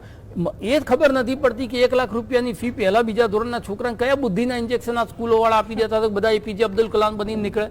એટલે એમાં વાલીઓ પણ સ્ટેટસ સિમ્બોલ છે કે મારો છોકરો ફલાણી સ્કૂલમાં ભણે છે, મારો છોકરો આ સ્કૂલમાં ભણે છે. એટલે નાની સ્કૂલોમાં કે મધ્યમ વર્ગની સ્કૂલોમાં શિક્ષણ સારું હોય તે છતાં પણ વાલીઓ એમ કે ભાઈ આ સ્કૂલમાં છોકરાની ઇવેન્ટ મેન્ટાલિટી એવી થઈ ગઈ છે કે અહીંયા તો મેં BMW વાળા નથી હમણાં- આવતા મેં હમણાં એવી એક સ્કૂલમાં જ હું ભણું. નર્સરી માટે એક સ્કૂલમાં ફોન કર્યો તો મને ખબર પડી 2.5 લાખ રૂપિયા ફી છે અમદાવાદની. હવે નર્સરીમાં 2.5 લાખ 2.5 લાખ. રૂપિયા ફી લઈને શું પ્લે કરતા પ્લે હશે આ ગ્રાઉન્ડમાં લોકો? 40-50 હજાર રૂપિયા તો ઘરોની અંદર ચાલતા પ્લે ગ્રાઉન્ડ ની અંદર લેતા હોય છે. Exactly. અને અને એ લોકો અમારા આપે- ધારાસભ્યોના છોકરાઓ છે એ સરકારી શાળામાં ભણે તો અને એ લોકો આપે છે. બનાવેલી છે સરકારી શાળાઓ હા, હા, ઓકે, એટલે ફર્નિચર ઠીક છે.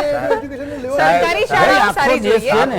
સરકારી શાળાઓ સારી જોઈએ, કોઈ પણ બનાવે. અને આજે નહીં, નહીં. દિલ્હીની અંદર આપણે અહીંયા- માસ્કમાં રહેવાનું બંધ કરો. કપિલભાઈ આ દેશ આઝાદ થયો ને એ પછી દરેક રાજ્ય અને પ્રદેશની અંદર કે કેન્દ્ર સ્થાને અલગ અલગ પાર્ટીઓની સરકારો આવી, જે પણ સરકારો આવી એને એક એક કર્યું છે એક કામ બીજા એનાથી આગળ જ વધારે. કોકની ઝડપ વધારે હશે, કોકની ઓછી હશે, Exactly, exactly. પણ દરેકનો સહિયારો પ્રયાસ છે અને એ સહિયારા પ્રયાસના કારણે જ આ દેશ જ્યાં પહોંચ્યો તે ત્યાં પહોંચ્યો છે. એટલે તમે કર્યું છે ને બીજાએ નથી કર્યું એટલે આ લીટી ભૂસ 2014 માં સ્થિતિ બદલાઈ છે રાજેશભાઈ. નહીં, 2014 પહેલા તમે જ્યાં ડેવલપમેન્ટની સુધી વાત હતી. તમે જ્યાં 2014 સુધી પહેલા લીટી ભૂસવાની મેટ્રોની, રાજનીતિ બુલેટ કરશો, ટ્રેનની, ડાયલોગ. એજ્યુકેશન તમે વર્તમાનમાં રહો કે નહીં? Okay, 14 ઠીક છે, પહેલા. ઠીક છે. પરંતુ 14 બાદ બદલાયું છે. 14 બાદ ગુજરાતની અંદર વાત કરીએ, દેશની અંદર બી ટીમો આવીને સી ટીમો આવીને બધું ચાલતું રહેવાનું. પરંતુ 14 બાદ જે મારો એક પ્રશ્ન છે કપિલભાઈ. નફરતની જે રાજનીતિ ચાલુ થઈ છે, કપિલભાઈ, આજે દેશે એનાથી જ ઉત્તર આગળ પ્રદેશની જવું છે. અંદર તમને અને ડબલ ડિજિટમાં વોટ નથી મળતા, તે Election- છતાં તમે બધી સીટ ઉપર લડ્યા તો શું તમે ભારતીય જનતા પાર્ટીની બી ટીમ હતા? રાજેશભાઈ, ઇલેક્શન લોકતંત્રની અંદર દરેક લોકોને એટલે એ ચૂંટણી લડવાનો છે ને અધિકાર. અત્યારે તો શું કરો તો સંન્યાસ લઈ લો ઇલેક્શન- તો પછી સંન્યાસ નહીં, લઈ લો. વિક્રમભાઈ વચ્ચે નહીં, વચ્ચે નહીં, ઇલેક્શનો એમને. આવવાના જવાના ઇલેક્શન લડવું ઇલેક્શન જીતવું એ માત્ર આપણો ધ્યેય ન હોવો જોઈએ. દેશનું ભલું કઈ રીતે કરી શકાય, પણ એવું નહીં યાર, જીત્યા વગર કેમનું ભલું કરશો તમે? સિસ્ટમમાં ઘૂસ્યા વગર કેવી રીતે ભલું થશે? કપિલભાઈ, મારી વાત સાંભળો. આમાં કેવું છે, તમારે કલ્યાણ કરવું છે, કલ્યાણકારી રાજ્ય બનાવવું છે, તો એના માટે રાજ્યમાં સરકારમાં આવવું જરૂરી નહીં, છે. ચોક્કસ, yes, તમે definitely. વિપક્ષમાં રહીને શું કરો છો? વિપક્ષમાં રહીને વિપક્ષનું કામ નથી પરંતુ- કરતા, સરકારે કેવી રીતે કામ કરવું એ શીખવાડો છો, સરકારમાં આવતા નથી. દેવાંશી, સરકારમાં લાવવાનું કામ જનતાનું હોય છે, પરંતુ અમે અમારું તો કામ મતલબ જનતા પાર્ટી તમને તરીકે- નકારે છે. પાર્ટી તરીકે અમે દેશના સાચા મુદ્દાઓ છે. ઇલેક્શનને આ લોકો ક્યારે પણ સાચા મુદ્દા પર નથી લઈ જતા. 14 પછીની વાત છે. ઇલેક્શનને કેન કેન પ્રકારે ધર્મના 2014 માં તમારી સરકાર ભ્રષ્ટાચાર ને મોંઘવારીના કારણે ગઈ છે. કઈ હિન્દુ મુસલમાનના કારણે તમારી સરકાર નથી ગઈ 2014 માં દેશમાં. યુપીની અંદર ભલે ચોક્કસથી હાર્યા, પરંતુ અમે ઇલેક્શનને મુદ્દા સેન્ટ્રિક રાખ્યું. બેરોજગારીની વાત હોય, મોંઘવારીની વાત હોય, કોરોનાની વાત હોય, હેલ્થ ઇન્ફ્રાસ્ટ્રક્ચરની વાત હોય, ડેવલપમેન્ટની વાત હોય, અમે લોકોએ મુદ્દા આધારિત રાખ્યું છે. અને કોંગ્રેસ પાર્ટી હંમેશા સર્વોદયના સંકલ્પથી કામ કર્યું છે. સર્વોદય એટલે કે સર્વનો ઉદય. ના જાત ધર્મ મંદિર મસ્જિદના ભેદભાવ ક્યારે નથી 2017 પડ્યા. માં પાટીદાર અને ક્યારે ન આંદોલન ને બોલવું ઓબીસી આંદોલનને કયા પક્ષે નહીં, સપોર્ટ નહીં, કર્યો? કપિલભાઈ, હવે નહીં, સૌથી વધારે જાતિવાદી પાર્ટી વર્ષોથી કોંગ્રેસના એના પર ટેગ લાગતું આવ્યું છે અને પછી તમે આવી વાત કરશો. ટેગ લગાવો અને વાસ્તવિકતા એ બંને અલગ વાત છે. જો કોંગ્રેસ પાર્ટીએ સર્વધર્મ સંભાવની નીતિ ક્યારે છોડી નથી. આજે પણ અમે અડિગ છીએ. આજે પણ અમે ક્યારે મંદિર મસ્જિદ અમે લડવાનું કામ નથી કરતા. આજે પણ કોણ કરે છે તમે જાણો છો.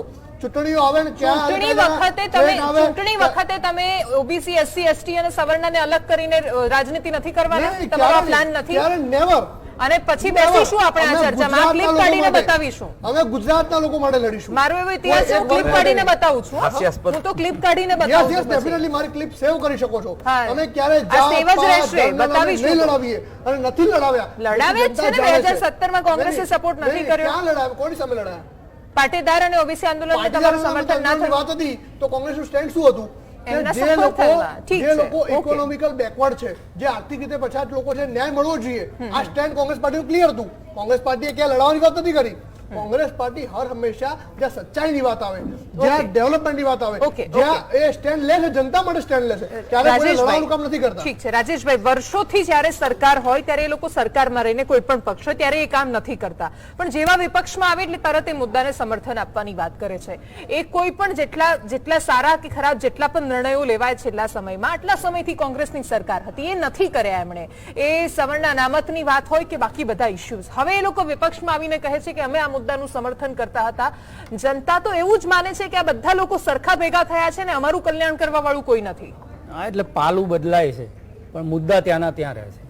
આપણે બહુ મહેંગાઈ કી માર પર સત્તા જતી રહી હતી, તે છતાં મહેંગાઈની માર તો જે પડતી તેનાથી વધારે જ પડી છે. એટલે મુદ્દો ત્યાંનો ત્યાં જ છે. એટલે સત્તા પક્ષમાં જયારે વિપક્ષ જાય છે ત્યારે સત્તા પક્ષની ભાષા બોલે છે અને સત્તા પક્ષ વિપક્ષમાં આવે છે એટલે વિપક્ષની ભાષા બોલે છે. અને જે મુદ્દા છે ત્યાંના ત્યાં રહે છે.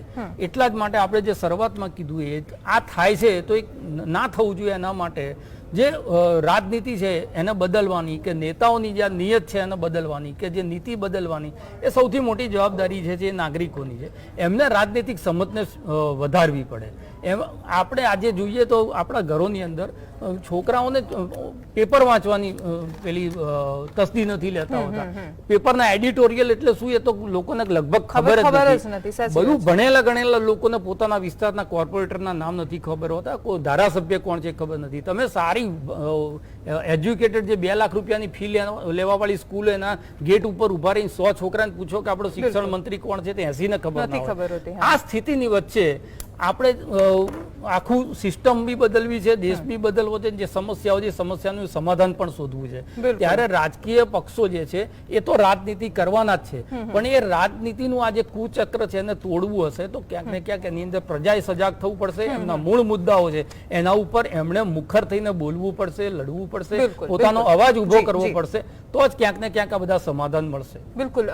લક્ષવેદમાં અત્યારે બસ આટલું જ. આપ ત્રણેયનો ખૂબ ખૂબ આભાર અમારી સાથે જોડાવા બદલ, ચર્ચામાં ભાગ લેવા બદલ. આજની ચર્ચા સિવાયના એક સમાચાર છે. ઉત્તર પ્રદેશમાં એક છોકરો બહુ જ PUBG ગેમ રમતો હતો અને એ સમય નહોતો આપતો. એની મમ્મી એને ટોક્યો તો એ ઉભો થયો ને એણે એની મમ્મીનું મર્ડર કરી નાખ્યું, એણે હત્યા કરી નાખી અને પછી એણે એ જ ઘરમાં એના મિત્રો સાથે પાર્ટી કરી. યુવાધન અસંવેદનશીલ થઈ રહ્યું છે, સાયકિક થઈ રહ્યું છે, એ મનોચિકિત્સક પાસે જતું નથી અને આપણી કેટલીય પેઢીઓ બરબાદ થઈ રહી છે. ગુજરાતમાં ડ્રગ્સ બહુ જ કન્ઝ્યુમ થવા માંડ્યું છે. આજે જે સમાચાર છે એ પ્રમાણે મહિલા મામલતદાર કન્ઝ્યુમ કરે છે. મોટા ભાગે શહેરનો અપર મિડલ ક્લાસ આનાથી પ્રભાવિત છે. આ કોઈ જ વાતો આપણા મુદ્દા નથી. આપણો મુદ્દો તો એ છે કે આપણે કેવી રીતે મંદિર મસ્જિદમાં વહેંચાશું, જાતિ પાતિમાં વહેંચાશું અને કેવી રીતે આપણે આ પાર્ટીને આમ કરી દઈશું, તે કરી દઈશું. કોઈ પણ જીતશે, પણ જો યુવાધનમાં જ એટલી સંવેદનશીલતા નહીં રહે તો એ સરકારો ક્યારેય અંકુશ નથી કરી શકવાની આ દેશ પર. અને એટલા જ માટે જો તમારે આ દેશ પર રાજ કરવું છે તો આ દેશને બચાવવો જરૂરી છે અને એટલે જ બધાએ એક થવું જરૂરી છે. નમસ્કાર.